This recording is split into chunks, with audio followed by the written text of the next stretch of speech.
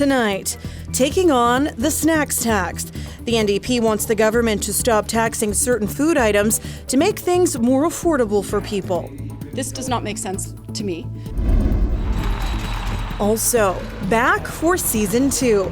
Saskatchewan-created web series Zarqa is in production around the Queen City. 5, 6, 7, 8. Plus, 9 young people from Big Island Lake Cree Nation are set to perform in a dance showcase in Toronto. This is CBC Saskatchewan News.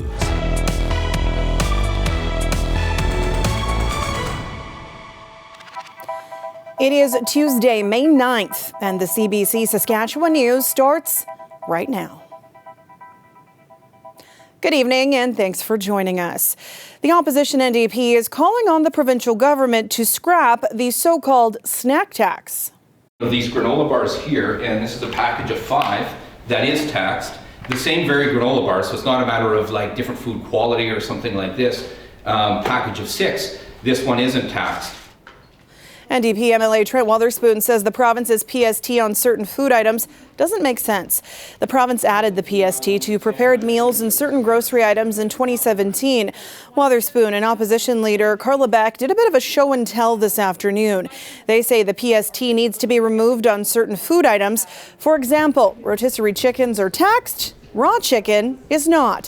Things like microwavable popcorn and iced tea mix are not taxed. Certain yogurt and packaged salads are taxed, while others are not. The NDP says with grocery costs rising, the government could help by removing the food tax. This is one that doesn't make sense. I mean, this does not make sense to me. This is something they did. They could reverse and would provide some measure of, first of all, common sense, but also a measure of relief to folks who are just trying to get by right now. The Minister of Finance says the government is not considering removing the PST from these items. Donna Harpower says the vast majority of grocery items are not subject to PST. She says, in her opinion, she'd like to see the PST lowered, but she added the government has not discussed that option. Our job as the Ministry of Highways and the Government of Saskatchewan is to, again, provide that environment where companies want to make investments and create new jobs in our province. And specifically in highways, we have to make sure the infrastructure works for what the demands of the industry are. It's short-term pain for long-term gain. That long-term gain the minister is talking about is improved northern highways and roads serving the province's forestry industry. The government is spending $6 million to maintain and upgrade the roads, most of which are north of Nipawin, Prince Albert, Carrot River and Meadow Lake. The government hopes the forestry industry will double in coming years, and much of that will be with a largely Indigenous workforce. More improvements are also planned for the ring road around Regina, as well as along Highway 5 from Saskatoon to Humboldt. The province has made a lot of changes to make it easier for Ukrainians landing in Saskatchewan. However, those who want to pursue post-secondary education are falling through the cracks. Ukrainians that fled the war are discovering post-secondary education is a massive cost for them because they're treated as international students. That's not the norm for refugees arriving in Canada. Because Ukrainians are part of the Canada-Ukraine Authorization for Emergency Travel program, they're not considered refugees. Tuition for international students range from $25,000 to $35,000 a year, compared to $7,000 or $8,000 a year for Canadian students. And the reason why I'm still not at university is because it's very expensive and I don't have opportunity right now. But if there will be any program, anything like to make it easier for Ukrainians, I would. Minister of Advanced Education Gordon Wyant says they want to see Ukrainians and support Ukrainians and see how they can offer financial help. The universities of Regina and Saskatchewan both released statements saying Ukrainians fleeing the war are considered short-term visitors who may return home when it's safe to do so. They said they're in discussion with the provincial government to examine the issue and would welcome some clarity from the federal government. After last night's NHL draft lottery, hockey fans are one step closer to knowing where Regina Pat Connor Bedard will begin his NHL career. As Alexander Kwan reports, people in Regina believe that wherever Bedard lands, they'll be lucky to have him. It's remarkable. He's only 17 years old. I don't even think Sidney Crosby and Connor McDavid had this much hype.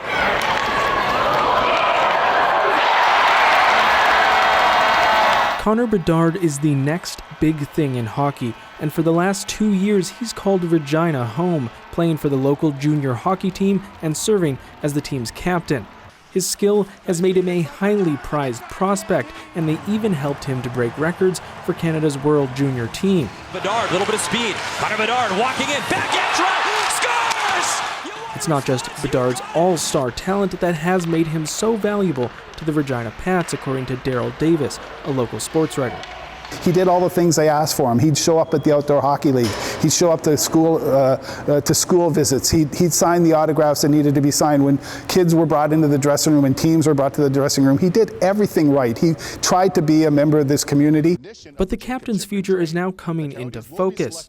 Last night, hockey fans got the clearest sign yet of where Bedard may begin his NHL career after Chicago was awarded the #1 overall pick and the opportunity to draft Bedard. Many things can change before next month's draft, but Davis says Bedard is NHL ready right now. He's fast enough. He thinks 2 steps ahead all the time, and the way he fires that puck and creates offensive opportunities, he's got to go first. If Chicago doesn't take him, oh my goodness, there's a call the cops. There's something wrong with that franchise if they don't take him. Is there a mic on it? Yeah. People who got to know Bedard during his time on the Pats say his talent is impressive, but his character off the ice is also exceptional. He's always really caring about other people. If he feels someone's down, whether it's a teammate or a staff member or somebody around the rink, he's always willing to say hi and try to see what's wrong and try to see how he can do his part to kind of bring them up. The NHL draft is set to take place next month in Nashville. Alexander Kwan, CBC News, Regina. Saskatoon's mayor was selling his city to prospective residents as a world-class prairie city at his State of the City address today. Charlie Clark says Saskatoon has become a great hub for sports, culture, and arts. He says now is the time to bring the city to the next level, especially if plans for a new downtown arena come together and the Meewasin area gets a special park designation. If we can successfully get a national urban park here, Saskatchewan gets UNESCO World Heritage designation, and then we can build the downtown event and entertainment district to become, one of the most exciting modern prairie urban spaces that we've ever seen in this province. It could be an incredible attraction as a city that puts us on the map globally. Clark says the strong story and connection with the Indigenous community is also a huge benefit to the city. He says his priority now is planning for better infrastructure so the city can grow economically and be a great place for everyone to live.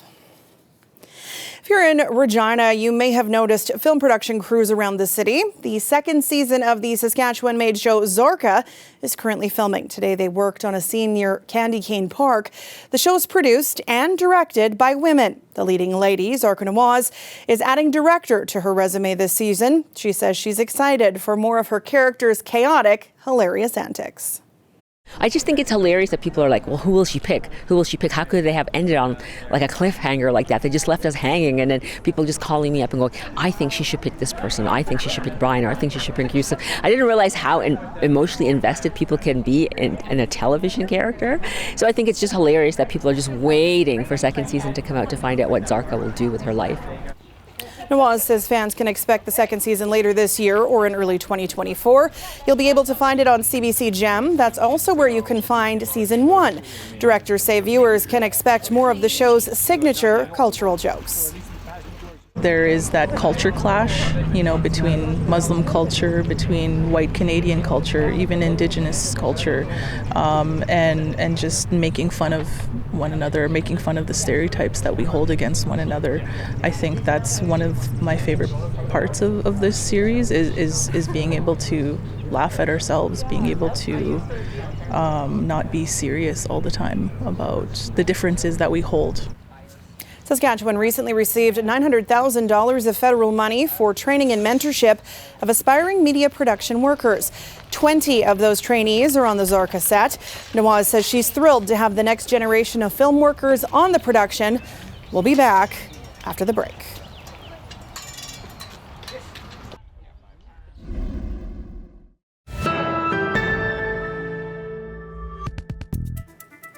After more than 40 years as a family physician in Regina, Dr. Sally Mahood officially retired last November. While her practice may be closed, her work continues a few days a month at the Women's Health Centre.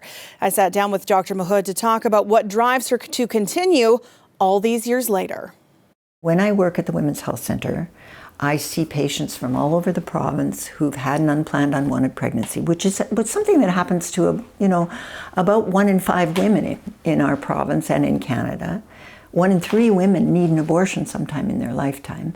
And here I am as a physician doing an abortion that the public is paying for at the cost of $2,200 per procedure. And when that woman says to me, I would like a long-acting, for example, hormonal IUD, please, that would last me for 5 to 7 years, but I can't afford it and it's going to cost $400. I spend a lot of my time running around trying to find coverage for people to have the contraception they need. And it's craziness. It's penny wise, pound foolish, as I've said, to fund abortions and not fund people who want to use good contraception. What is the impact? What would it change here if Saskatchewan had coverage, universal coverage for contraceptives? Okay, well, it would change the options for every single woman who has to make a contraceptive decision. Birth control pills cost probably between $200 and $300 a year. The very best methods, as I mentioned, what we call long-acting reversible contraceptives, so things like IUDs and implants cost $400, $500. And they're not covered under the public system. So if you are Indigenous, they may be covered by NIHB. And if you have a job that has benefits and private coverage, you can access that. But there's a whole group of women, and mainly young women, who don't fall into either of those categories, right? They're either students, or they're between jobs, or they're marginalized, or they are single-parent mothers, and they just can't afford the best methods of contraception. So what it would mean if you had universal coverage is that women could afford to make that decision based on what works for them in their relationships, in their life. If they know they're not going to have a baby for the next 5 years, they could choose a long-acting reversible method and not run into the kinds of access difficulties that we hear about all the time. You keep talking and mentioning the power for women to choose. I don't know if people completely, who don't have access to making decisions and that power. Can you elaborate on that power a little bit more? Well, I can tell you that the minute I got accepted to medical school, the first thing I thought was, can't get pregnant. Gotta deal with this. Because, the previous generation to mine, and even many women in my generation, their whole lives, their careers, their relationships were all defined by whether they could control their reproduction, right? This revolutionized the lives of women. It meant you could decide to go to medical school and have your babies afterwards, or plan your babies. That's not something a previous generation of women, or many women around the world, get to do. And it's a basic right that I think we have to fight for and defend. And it increasingly relies on being able to afford the best methods of contraception. We have a lot of work to do in educating young women about, the benefits of certain methods of contraception, but they all want to have that control. Mm-hmm. And as a society, it's very important. Planned motherhood is a healthy thing. Women who are able to plan their pregnancies and decide when they're going to have babies, seek care, get good prenatal care, have healthy babies, don't die in the process, or have babies that are born, prematurely, or suffer. Unplanned pregnancy is very expensive. Mm-hmm. And we are having fewer and fewer teenage pregnancies because we're giving young people access to contraception. It's just that it isn't good enough yet. And they're often the people that fall between the cracks financially.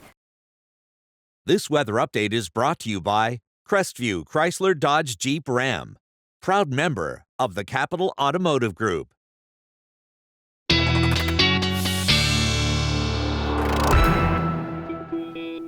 Our weather specialist Ethan Williams joins me now. Another unstable day in some parts of the province. Yeah, about the third day in a row now where we've had these little pop-up showers and thunderstorms in the province. And this is a look at the radar from a little earlier this afternoon. Lots of lightning strikes in southwestern Saskatchewan, where we even had the potential for some funnel clouds and landspout tornadoes earlier this afternoon. And as well in southeastern Saskatchewan, had a storm roll through Estevan and had some severe thunderstorm warnings in place for portions of the southeast as well. But for the most part, it looks like those are going to begin to die down as we head through the overnight hours. But a major reason that we are seeing these pop-up storms is because of the increase in relative humidity. These numbers were in the teens just a couple of days ago. We were getting close to single digits, but look at this. Afternoon relative humidity into the 70% range in the south. Of course, generally, the higher that percentage, the more moisture there is in the air, the more humid it feels. Even getting above 30% is a pretty big deal because it's a key ingredient in aggregating fire conditions. If we can get that relative humidity over the 30% range,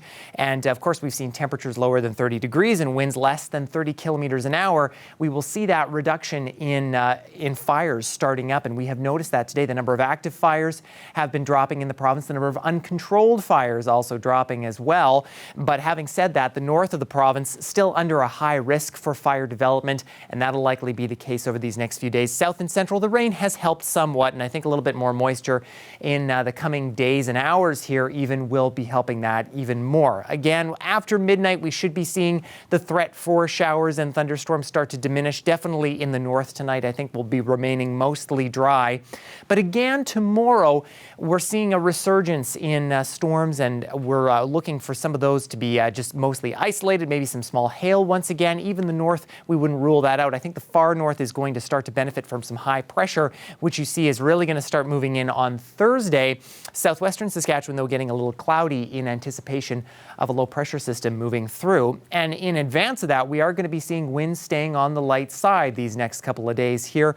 Gusts in the 20 to 30 range, really even if that in portions of central Saskatchewan. And then come the weekend, a major pattern shift. We are looking for another ridge in the jet stream to be building in. Will be dominated by high pressure, lots of sunshine, and you can see these orange colors here as that warmth is going to begin to move in to really all of the prairie provinces. But before then, we are looking at some rainfall. Again, tomorrow there is a chance of some storms, especially in the south and Regina, before we get a little bit of clearing Thursday, and then there's that system that will be moving in Friday. We're still not sure just how much rainfall we're going to be getting from that. As of this point, it's the northern edge of a low pressure system once again. And then boom, that ridge takes over, our temperatures start flying, and we are seeing those winds start to pick up again. And that'll be similar in Saskatoon as well, where after a few days of storms and showers here, I don't think you'll be as affected by that system on Friday. We will look for those temperatures to get close to 30 degrees. So windy conditions also picking up. So fire risk likely going to be increasing, Sam. Bit of a double-edged sword, but temperature is going to be warm at least. I can't believe how hot it's going to be. Yeah, and it's only middle of May at that point. Bananas. Thanks, Ethan. You bet. Got the house with my swagger, hop in there with Joe. I got places to go. People to see, time is precious. I look at my Cartier out of control. Some fun concert announcements in Regina today. Flo Rida, along with Boyz II Men, Finger 11, and the Regina Symphony Orchestra will perform for crowds at the Queen City X this summer. The X runs August 2nd to 6th and includes the Midway, the Rider Game Day Fan Zone, an Indigenous Village, and all that delicious fair food. We'll be back after the break.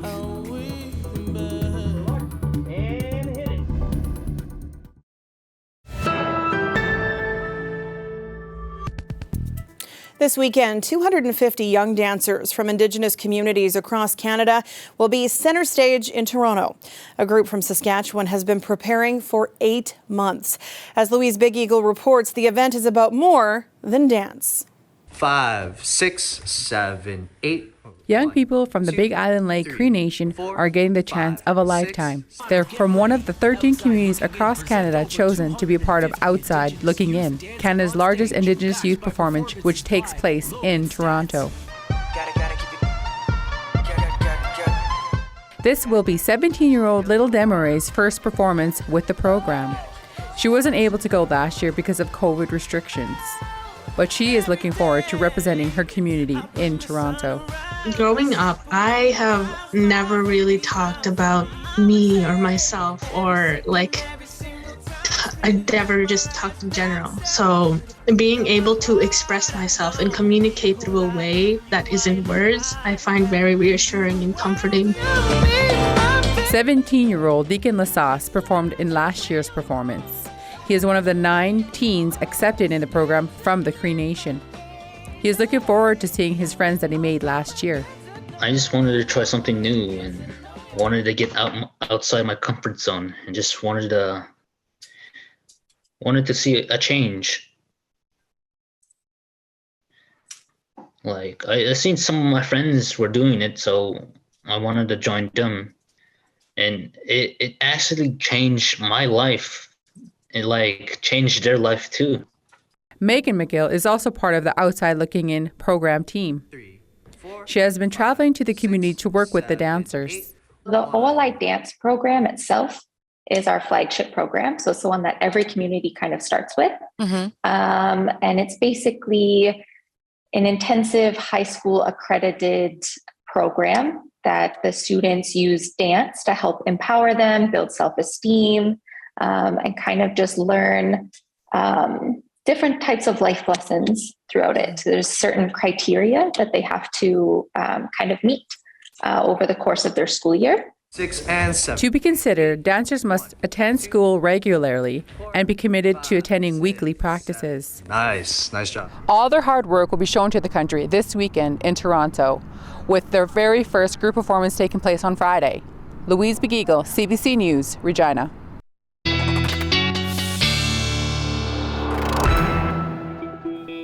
And Ethan's back with one last look at your weather. And just like today, we will see another very similar day, I think, in Regina and southern Saskatchewan. Starting the day with a mix of sun and cloud, around 12 degrees. Winds are actually going to be not too bad from the northeast. Moving into the afternoon, though, we'll be looking for a little bit of cloud cover and, again, a chance of some showers, thunderstorms. Really hard to predict where those are going to land, but there's always that possibility. Saskatoon, very similar conditions as we get into tomorrow morning. Less of a chance of showers and storms for you in the afternoon. Maybe a slight chance in there, but mostly sunny. Do not be alarmed. Tomorrow there will be a test of the Alert Ready system. So if your phone starts going off, starts buzzing at around 1:55 tomorrow afternoon, you don't have to panic, Sam. I know we're getting into the time of storms and whatnot, but this one's just a test. All right, thanks, Ethan. And that is it for us tonight. For news anytime, you can head to our website or subscribe to our YouTube channel. Ethan and I will be back with more local news at 11. We are online tomorrow night, preempted by hockey. Thanks for watching and have a great night.